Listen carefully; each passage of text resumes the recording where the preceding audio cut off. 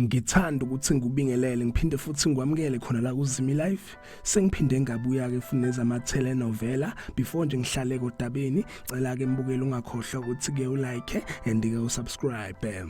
Namhlanje ngiphethe ama-teaser enimba, ama-teaser ngoMay, izinto nje ezibalulekile okumele uzilindele kuloku inimba kwinyanga kaMay. So la kuma-teaser baveza ukuthi ke izinto izoba nzima for uhlathi njengoba kuzoleka ezolwela ukuthi ke uqhawe elithole iqiniso. Baphinde baveza ukuthi ke uzoleka uzohlela kumhlangano endila khona kuqhawe azothola khona ke iqiniso ngoma wakhe wangempela. Babeke sebeveza ukuthi ke njengoba kuqhawe ezobeke selazi iqiniso lokho kuzomenza ukuthi ke enze into abazobeke bengayilindele. Okunye baphinde bakuveza la ukuthi ke izinto izobe ihamba kahle between uqhawe noma wethu, kodwa kuzoba nzima ke for uma wethu mayethola ukuthi ke kahle kubani uma kaqhawe.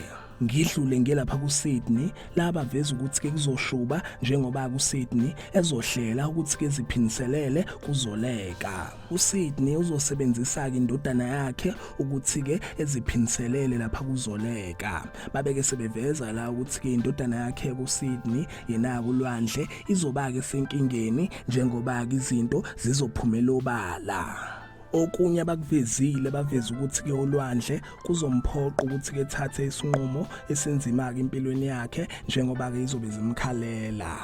Aphela lapha ke mbukela ama-teaser lo kinimba izinto ke ezibalulekile. Ngicela ukuthi ungakhohlwa ukuthi ke ulike and ke usubscribe. Ake ngithi ke nje danke ngiyazi bongela.